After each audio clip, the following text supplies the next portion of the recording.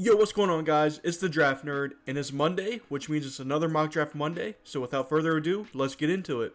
Alright, coming in at number 1, we got the Tennessee Titans, and, I've went Travis Hunter for him. I've went both Shedeur Sanders and Cam Ward for him before, and there's a lot of hype of Abdul Carter going number 1 overall, but I'm not going to buy that hype. I really don't think that will happen. I think there's about an 80 to 85% chance that the Titans just go one of the quarterbacks here at number 1. So we're not going to change from that this week. We are going to go with one of the quarterbacks. It just depends on, do you want a Cam Ward or a Shedeur Sanders? And I've heard a lot of good arguments for Shedeur Sanders to go number 1 over Cam Ward. They drafted a guy like Will Levis, who was more of a high ceiling, lower floor type of prospect, similar to a Cam Ward. That obviously didn't work out for him. Shedeur Sanders is more of a polished quarterback who has a pretty high floor, but doesn't have the athletic traits to have a super high ceiling. And the Titans might just want to get a guy that can get the ball out on time, on target with good accuracy. And really the only thing that Shedeur Sanders doesn't do well is getting the ball out quick.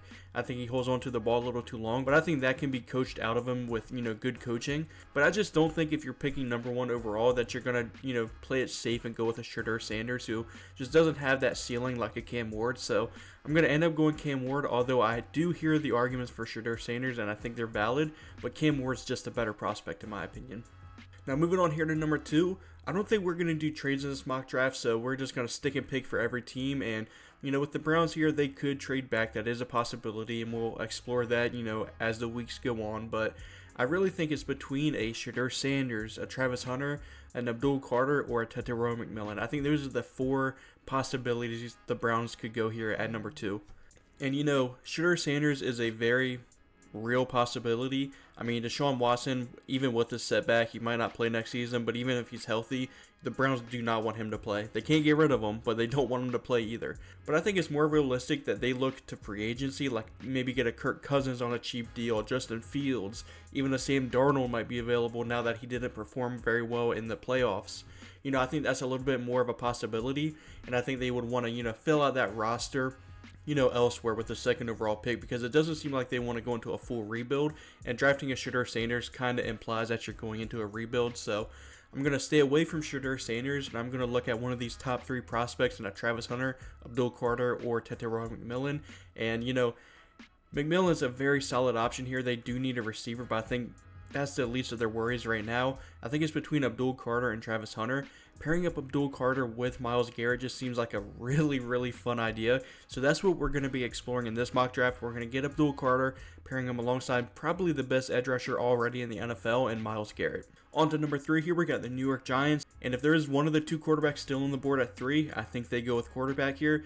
Now, as a Giants fan, do I really want them to go Shedeur Sanders here at number 3 overall? I don't really like that at all, but the ownership has put this regime in a really tough situation. Mara has said multiple times that he wants to win now. This is kind of like their last chance, Joe Schoen and Brian Dable, and so why would they not try to get their quarterback? They've been in New York for a few years and they haven't been able to get their guy at quarterback, so I think they're going to feel really pressured into taking a Shedeur Sanders here, so we're going to go Shedeur Sanders. We need a quarterback. He's the only viable option in the draft. On to number 4 here, we got the New England Patriots, and I know you need offensive line, tackle and guard, but there's not really a Joe Alt type of player, a really good offensive tackle prospect in this year's draft. Josh Simmons is really good, but I don't think he's worth a 4th overall pick.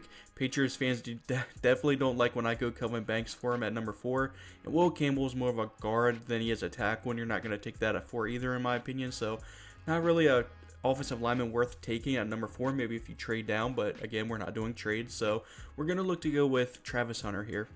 Christian Gonzalez is a really good cornerback.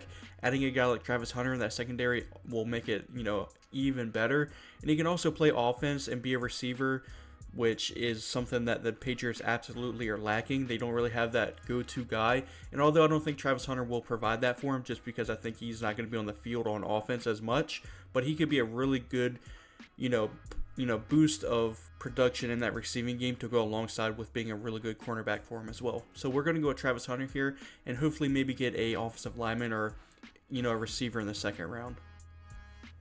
On to number 5 here, we got the Jacksonville Jaguars, and with how this board has fallen, I think it's between two people, and that's the two Michigan guys, and a Mason Graham or Will Johnson.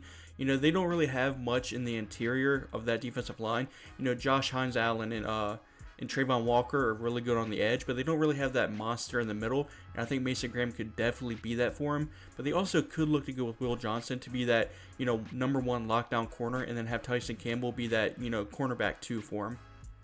Both are really good options. I don't think you could necessarily go wrong with either one. In this mock draft, I'm going to go with Mason Graham though to really bolster that defensive line. On to number 6 here, we got the Las Vegas Raiders, and their dream of Shedeur Sanders is off the board here at 6, so they're going to have to look elsewhere besides quarterback, which is just a really tough situation for the Raiders. They're going to have to look to maybe free agency, because I would be shocked unless they trade up that, one of the two quarterbacks fall to them at 6. I don't see that happening, so, we're going to have to look elsewhere here. And a guy like Tetairoa McMillan really catches my eye. Brock Bowers has, wide receiver 1 production, but he is a tight end slash, big slot guy. I think getting a big X receiver to take some pressure off of Brock Bowers could be really good, and then Jacoby Myers could, slide down to his natural number 2 receiver type of role. I think that would, be the baselines of a really good receiving core, and eventually maybe, sign a bridge quarterback in the next draft where there's a lot better, it looks like, quarterback prospects.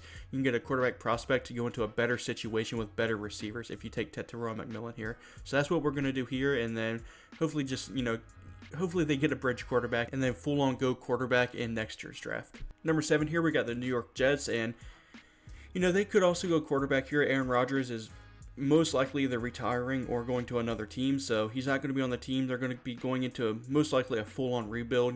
They're going to lose guys like Hassan Reddick, guys like Devontae Adams, guys like Aaron Rodgers, so they're going to need to probably just go best player available, in my opinion. They're not going to take Ashton Jeanty, obviously, though, with Breece Hall on the team, Breece Hall, but I could definitely see them going Will Johnson.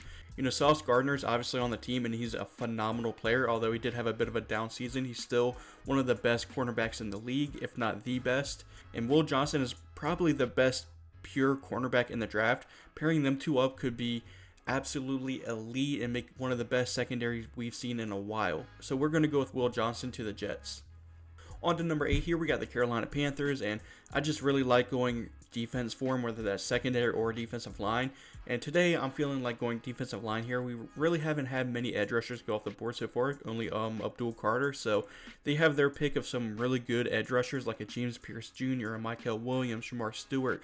Mike Green is very, very good, but played at a small school, might not be the most developed guy, but he's going to go in this first round for sure, just maybe not here at number 8.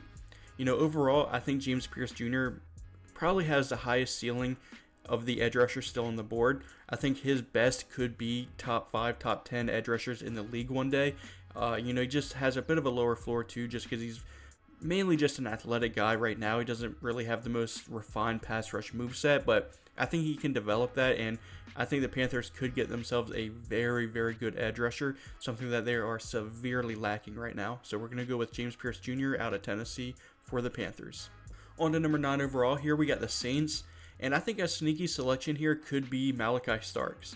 I know they have the Honey Badger, who's, up there in age, but also they don't really have anything else at safety. So I think Malaki Starks could be a really good, safety option for the Saints, to pair alongside Honey Badger for probably next year, and then eventually he's going to retire, and Malaki Starks could be one of the better safeties in the league by the time that happens. So we're going to go with Malaki Starks here to the Saints. Moving on to the Bears here, we still got Will Campbell on the board, who I assume would probably be their dream prospect to get here at 10. And so with him still being on the board, I think we got to go with him. He's listed as a tackle, but I think he could play a lot better at guard. And that's mainly what the Bears need. I know Braxton Jones is a free agent, I do believe, but if they bring him back, they got Darnell Wright on the other side, on the right side. They just need a good guard, and I think Will Campbell could be a really good guard for him here at 10. On to 11 here, we got the 49ers, and, I could see them going maybe edge rusher, but I think it's got to be a trenches pick no matter what, and I'm going to go with offensive tackle. Josh Simmons and Kelvin Banks Jr. are, neck and neck on who I think is going to be tackle 1 in this draft, just because, Will Campbell's a bit of a tweener. I think pure tackle, I think Josh Simmons is probably the best pure tackle in this draft. And I think that's kind of what the 49ers are looking for. So we're going to go with Josh Simmons here. I know I'm a big fan of Kelvin Banks, and I usually go with Kelvin Banks over Josh Simmons most of the time. But we're going to switch it up here and go Josh Simmons. On to number 12, we got the Dallas Cowboys, and I think it's between these top two guys here, Ashton Jeanty and Luther Burden. I'm a big fan of Luther Burden to the Cowboys here, but I'm gonna go with Ashton Jeanty. I think that's probably gonna be the pick here. That's what everyone and their mom does for the Cowboys, but I'm not gonna try to be fancy here. We're gonna go Ashton Jeanty to the Cowboys. Moving on to 13 here, we got the Miami Dolphins, and they desperately need offensive line help. They just never want to draft it. They might not draft it this year either in the first round, but I sure as hell am, and I'm going to go with Kelvin Banks Jr. I think he could be a pretty athletic guy for them at tackle. They just want athleticism everywhere, and I think Kelvin Banks could be that. You could also push him to guard. They need that as well, so he could just be a moldable piece of clay for him, and he could play wherever they want him to play on that offensive line, hopefully. On to number 14 here, we got the Indianapolis Colts, and a lot of people like going tight end for him, a Tyler Warren, or maybe a, where's he at? Coulson Loveland. I'm not going to look to go tight end here. I think I'm going to switch it up a little bit here. And I'm going to go with a pick that I don't see happen too often for the Colts, and that's going to be an Armand Membou. Armand Membou has really risen up people's draft boards here recently. He's almost a solidified first-round talent, in my opinion. So we're going to look to go with him to the Colts here. Will Fries and Ryan Kelly are both free agents, and so if they don't bring both of them back, they're going to have a really big need on that interior of that offensive line. And I know Armand Membou is listed as a tackle here, but I like him way more at guard. I think that fits his size profile a little bit more, so I think he could be a really good guard for him in the NFL, and in a pinch could play tackle if they absolutely needed him to. On to number 15 here, we got the Atlanta Falcons, and sorry Falcons fans, I do it all the time. I might switch it up eventually, but you need edge rusher or just pass rush in general. And so I'm going to probably go ahead and give you Jaylen Walker. Wow, PFF moved him down a lot. I wonder why that is. I think Jaylen Walker is a really good fit for the Falcons because he can definitely rush the passer, but he can also drop back into coverage, and it can be a really good, coverage piece as well. I think he's just a Swiss Army knife for that defensive line, and I think Raheem Morris will fall in love with that. So we're going to go Jaylen Walker to the Falcons. On to 16 here, we got the Arizona Cardinals, and offensive line is a need, defensive line is a need, and it's just trenches is probably going to be the pick for him. It's just whether you want to go offensive line or defensive line. Today, we're going to go defensive line, and we're going to go interior at that defensive line. They're going to be getting B.J. Ojulari back from injury, who they were without for the entire season. He's going to be coming back from, I believe, an ACL injury. Darius Robinson didn't get much playing time because of injury, which was their first round pick last year. I think if you go with a guy like Kenneth Grant, who could be that big middle man in that defensive line, who is really, really athletic for his size, I think that could be a really fun pairing. So it'll be Kenneth Grant, Darius Robinson, and then B.J. Ojulari out on the edge. I think that's a really good making of a young defensive line. So we're going to go with Kenneth Grant to the Cardinals. On to 17 here, we got the Cincinnati Bengals, and it's got to be defense. They had a historically good offense, but also a historically bad defense. So we're going to look to try to fix that defense. And I think that edge rusher is probably going to be the look here. I know they have Trey Hendrickson, but besides that, they have nobody. And so I'm going to look to go with a guy like Shamar Stewart, who is a bit of a tweener at 6'6", 290. I think he could play 3-tech as well as maybe a 4-3 defensive end. So I think he's a versatile piece that they can move around on that defensive line. He's even taken nose tackle snaps before.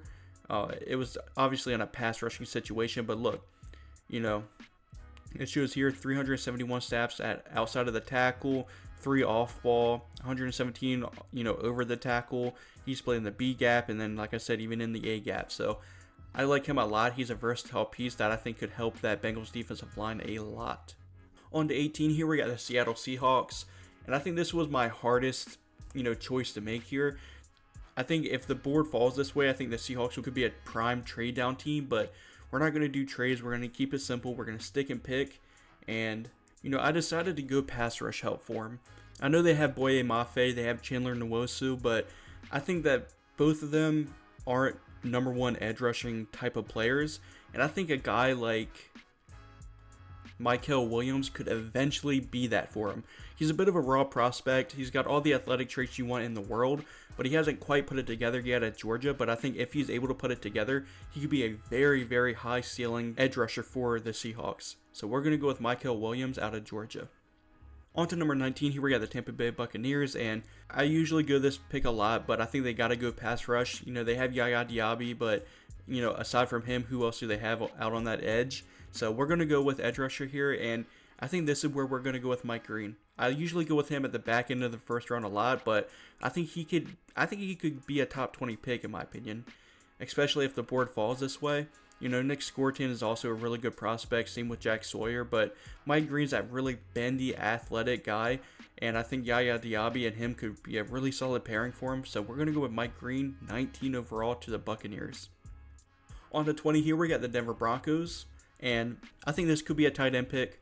Neither one of the really good tight ends have won off the board yet, and a Tyler Warren or a Coulson Loveland, so we're going to look to go with one of them here, and I think Tyler Warren's the better prospect. I think he could play both inline, he could play wide, he could be a big slot for you, he could be a versatile piece, he can basically do everything at a high level.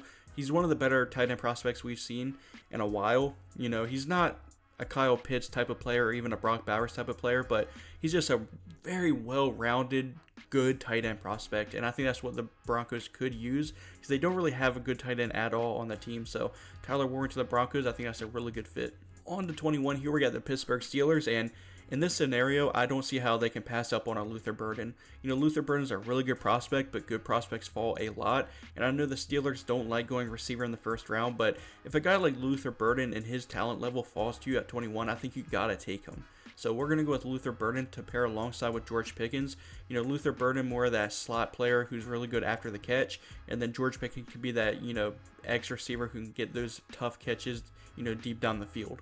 On to 22 here, we got the LA Chargers, and I think Jim Harbaugh might look to get his guy here in a Coulson Loveland. They need a tight end. They need a receiving tight end, and that's exactly what Coulson Loveland is. He's obviously very familiar with Jim Harbaugh. Jim Harbaugh is really familiar with him. I think if Tyler Warren was on the board here, they would go him over Coulson Loveland, but with him off the board, I think Coulson Loveland's the next best option at tight end, so we're going to go with Coulson Loveland to the Chargers. On to 23 here, we got the Green Bay Packers, and I think you got to go cornerback here. Jair Alexander is a really good, cornerback, but he's always injured. You need a guy who's going to be a true number one cornerback, even when Jair Alexander's, injured. And I think a guy like Benjamin Morrison could be that. I know he's got a weird hip injury. A lot of people are a little uneasy, don't know if he's going to be a first-round player because of the injury. But I think if he's coming out and going into the draft, I think he's confident that his hip is fine and that he can return to the play that he was in, 2024. So we're going to go with Benjamin Morrison here to be that lockdown guy. If he's fully healthy, he could probably go top 10. His talent level is a top 10 player, but, he's fallen to 23. I think the Packers scoop him up here at 23. On to 24 here, we got the Minnesota Vikings, and, I've went running back for him in the past. Aaron Jones, I believe, is a free agent, but we're going to look to go elsewhere here, and I think we're going to go with cornerback. They've had terrible luck with, cornerback in general, and I think a guy like Jahdae Barron is almost foolproof as a cornerback prospect. He's played outside this season, and he's been very, very good. And I think you're drafting him to play on the outside, but if for whatever reason he struggles on the outside in the NFL, you can kick him into slot, and he's going to be a really, really good slot player for you. And the Vikings need both, so I think if Jahdae Barron's on the board here at 24, the Vikings, run to the podium to get him. On to 25 here, we got the Houston Texans, and they need help on that offensive line. I know Emeka Egbuka is a very enticing pick for the Texans. I know, Stephon Diggs is going to be coming back from the ACL injury. Tank Dell is probably not going to be healthy with that, leg injury. So really all they have is Nico Collins, but I think you could look to go receiver in the second round if they really want one. I think that you got to try to fix that interior of the offensive line, and where is he at? Do they have him listed at tackle? Yeah, Donovan Jackson here. I know he's ranked 94 on PFF, but I assume, Donovan Jackson is playing tackle right now because he's filling in for injured players, but Donovan Jackson is a guard prospect in my opinion, and I think if they had him listed at guard, he'd be a lot higher than 94. I think he's got really good tackle flexibility, but, if you want a really good guard prospect, you're going to go Donovan Jackson. So we're going to go with Donovan Jackson here at 25. and he could be just a very versatile piece on that offensive line. On to 26 here, we got the LA Rams, and they could go a variety of different options here. Matthew Stafford is very old, and he's not going to be playing for a lot longer, so you could look to go quarterback here and maybe get a Jalen Milroe for the future. You could look to go Emeka Egbuka here, although I don't think that's very realistic. Tackle is a big need, but Josh Conerly, I could definitely see going here. Same with Wyatt Milam, Cameron Williams. There's a lot of good tackle prospects still on the board. But overall, I decided to go with secondary help and get a guy like Trey Amos, who is just a really high floor type of guy. I have a hard time seeing him fail in the NFL. So we're going to go with Trey Amos to try to bolster that secondary, especially since I believe Ahkello Witherspoon is a free agent. So we're going to go with Trey Amos here to shore up that secondary. On to 27, here we got the Baltimore Ravens, and I think they need pass rush help. Nnamdi Madubuike is a good interior guy, but I don't think David Ojabo is getting the job done on the edge, nor is Odafe Owe. So we're going to look to get a really good edge prospect and a Nick Scorton. He's a bit of a bigger guy too at 285, but I think he could be a really good prospect for the Ravens, who could maybe even play a little bit inside as well. On to 28 here, we got the Detroit Lions, and I think the most popular pick is Jack Sawyer. You need a pass rusher alongside Aiden Hutchinson for the future. And I know they probably hate each other because of the Michigan-Ohio State rivalry, but I think Jack Sawyer just makes too much sense here for the Lions. On to 29 here, we got the Commanders, and it's kind of surprising how far they've made it so far with having this type of roster. It's not the most talented roster, I don't think. I think Jaden Daniels and Terry McLaurin are just working miracles, and that's what's got them here so far. But I think they need offensive line help. They need, defensive line help, more specifically out on the edge. They could use secondary help. They could use another receiver to pair alongside Terry McLaurin. They could use running back. They could use a lot of things here. But I just don't see how you pass up on a guy like Emeka Egbuka. Pairing him up alongside Terry McLaurin and then maybe even Diami Brown, who's having somewhat of a breakout season. I think that could be a really good receiving trio. And then hopefully, look to go edge rusher and pass protection in the following rounds. So we're going to go with Emeka Egbuka to the Commanders. On to number 30, here we got the Buffalo Bills, and I think that you got to go defensive line here, defensive interior. A guy like Walter Nolen could be a really good penetrating defensive tackle for you. I think he's had a great season at Ole Miss, and I think he's solidified himself as a first-round prospect. So we're going to go with Walter Nolen to the Bills. Following that, we got the Philadelphia Eagles, and they don't need anything really. Whatever you draft here is just they're going to stash them for, development and can hopefully take over for, whatever player they need to take over for. And I think a guy like Josh Conerly here could be a really good potential right tackle for him once Lane Johnson finally retires. He obviously won't play for him, his rookie season unless, something bad happens. But learning behind Lane Johnson to eventually be that replacement for him, I think that could be a really good option for the Eagles. You could also go with, a Matthew Golden to be that third receiver for you. You could go with, Jahad Campbell to be a linebacker if, somehow you're not able to retain Zach Bond. But I think Josh Conerly makes the most sense here to be that Lane Johnson replacement in the future. And then rounding out this first round mock draft, we got the Kansas City Chiefs on the clock. And I think if Josh Conerly felt just one more pick, they would be taking him here. That obviously didn't happen. And so we're going to go with the next best option, which is try to fix the interior of the defensive line. Obviously, Chris Jones is one of, if not the best defensive tackle in the NFL. But I think Tyleik Williams could pair up alongside really nicely with Chris Jones. Tyleik Williams is a first-round player for sure, I think. But, he just doesn't have this... he just doesn't have great pass rush production, but he's one of the best, if not the best, at stopping the run in this draft. So pairing up a guy like Chris Jones, who's a really good penetrating defensive tackle, with a really good run stopping defensive tackle, and Tyleik Williams, I think the Chiefs could definitely do that. So we're going to go with Tyleik Williams to the Chiefs here. And then that's going to be the draft here. Let me know what you guys think down in the comments. I think that for being early in the process, I think this is a really good mock draft, but let me know down in the comments. And if you like the video, consider subscribing. And as always, I'm the Draft Nerd, and thanks for watching.